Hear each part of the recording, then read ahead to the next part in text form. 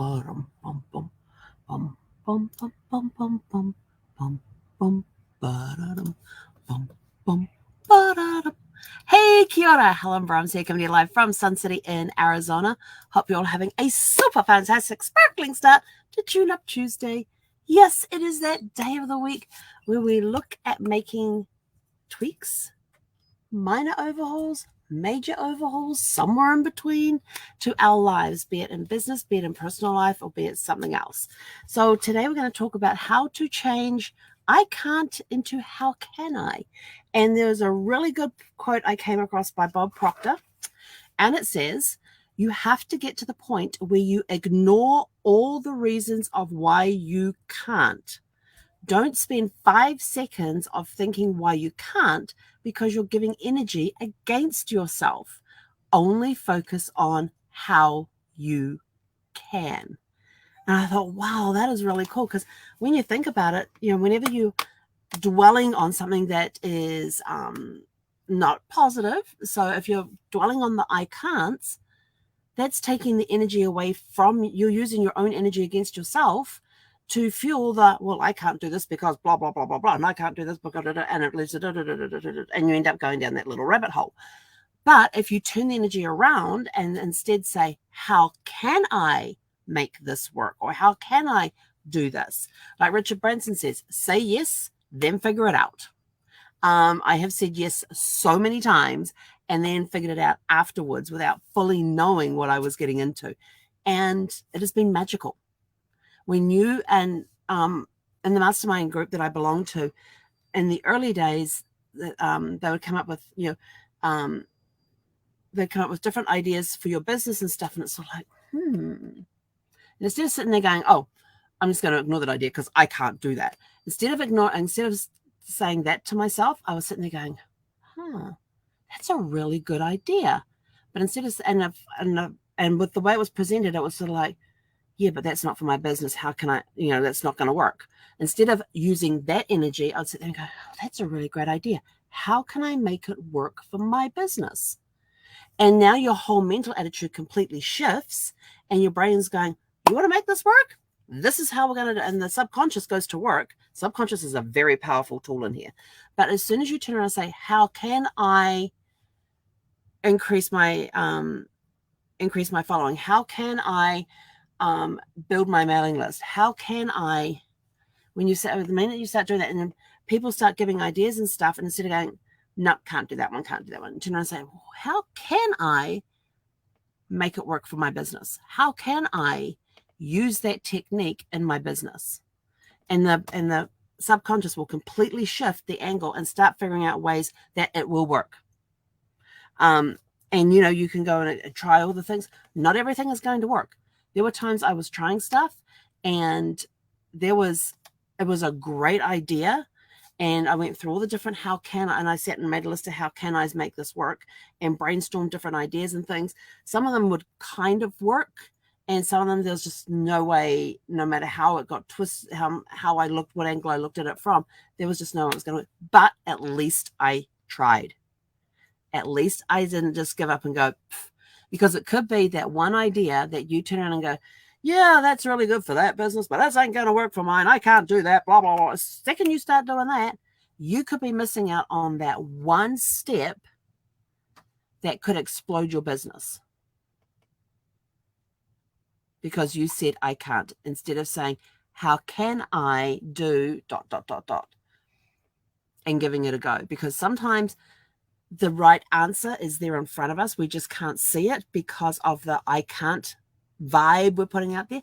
But the moment we do how can I, the veil gets lifted on how you can make it work. And that could be the one thing that you need to explode your business or to achieve a dream in life that you've always wanted to do. So how can I? Don't say I can't, say how can I? How can I ... How can I make this work in my business? How can I achieve my dreams and goals? How can I, just work on it? Always ask yourself, how can I? And you'll notice a big change in your shift, in your mindset for that. Now, your tell your story question of the day, changing subject. Flash. I I come across the most amazing names, the most unusual names, some exotic names. I have had people where, you read their name tag when you're in a store and you read their name tag, like a waitress or somebody at a store that's assisting you, and you see their name tag and you're like, oh, may I ask you, how do you actually say that? Your name? How do you say your name? And they tell me, or sometimes I'll guess, I go, now your name, is it pronounced da da da da? And they're like, no, but they take interest because you have taken interest in them and you've noticed their name. And I go, where's that from? Where did your name come from? And some of them, the stories behind some of the names that people have been given are amazing. I love finding out, especially if it's an unusual name or an exotic name or something you've never heard of before, to find out, why were they named that? So your question today is, are you named after anyone? And if you're not, why did your parents give you the names they did? So my middle name is Mary, and that's after my great grandmother. That's after my father's mother's mother. She was Mary. And so I was named after her. And then when she found out that my full name was Helen Mary, she got super excited because she thought I was named after her and her sister. And my mum, when she first heard that when I was a baby, said, I don't recall her ever having. And when my mum told me this years later when we were doing the genealogy together, we started exploring and everything else. And then I eventually did find the Helen, but she was Helena. Not Helena. Helena. Not Helen, but Helena, but known as Helen. Oh, so hang on, she had a different name. Helena. Oh, what was her name? There was a Helena in there. So it wasn't actually Helen, but it was Helena. So, but my great-grandmother thought that it was named after her and her sister.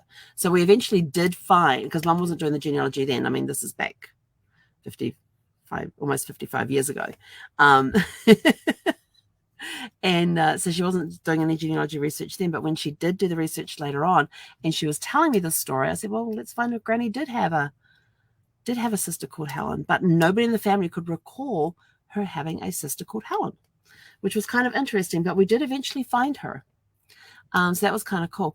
But, some people have been given names where their parents are given names. They've liked two names and they've somehow done a mashup of that name and created a beautiful name out of it. They've taken two names, joined them together, and that's the name that they've called their child. Other ones have given names to their children based on where they were conceived. I know one family, all of their kids have a city or a town name, and it's based on where the child was conceived. And I'm sort of like, okay, they obviously know exactly where they were and what space of time at that. Yep. Okay. I get that. So you could tell by their name where they were born. Some have named their children after actors, singers, that sort of thing. I have a niece that's named after a singer because my nephew and his girlfriend liked the name, so they got named after that. I've had parents who have a favorite color, so their child got called that particular color. So it's kind of interesting to see where names come from. And then you have, like, when I've asked some people where their name's from, they said, like, my parents are from Poland and they call me this. This is the English version of the Polish name that they actually gave me, or something like that. Or it could be that they've slightly Americanized the Polish name, but it has a base in Poland or something like that. So it could be a name from a country that their ancestors have come from. They could be named after one of their ancestors or somebody in their family tree that they were close to, friends that they were close to. Grandparents is a common one. Back in England, it made it a little easier to find people, because what they used to do is that the firstborn son was named after the father, and for the first name, and then their middle name would be their mother's maiden name, so the name they were before they were married. So it's very interesting, and that's actually going to be part of our question for this evening's Family Tree Answers at 6 p.m. Pacific. So we're going to learn more about naming traditions in some areas, about how people got named. It's very interesting. And we had, what were we on? I was on a Disney cruise back in 2011. And we noticed the guy's name, and he had what did he have? There was one word on there. We said, we keep seeing other guys around with that, are you guys related? Because we thought it was the first name, last name. He says, oh, no. He said, this means that I am the fourth son of, and he had his father's name on there, and then the Filipino word for four, and it symbolized that he was the fourth son of that particular, of his father. And we said, and so he actually drew us out the naming thing on a napkin. And then, of course, I come in and go, well, what happens when you get to that point? Because you only allow for four. So what happens when child number 5 comes along? And he says, we just start the numbering process all over again. I said, so number 5, so you could have a number 1 son and number 5 son and both have the same name. And he's sort of like, yeah. And it was something like that. So I'll have to go back into my notes and see if I can find it. But it's very interesting, some of the naming traditions that are out there. So are you named after anyone in particular, or why did your parents give you the names that they did? Think about that. Why were you named what you were named? So I forgot to ask my mum where the Helen came from. I'll just have to figure that one out. I know where the Mary came from, but I don't think I've ever asked her where the Helen came from. And then my brother, his middle name is my dad's first name. And then my youngest brother, his middle name is my maternal grandfather's middle name. Hang on, no, first name. Yeah. No.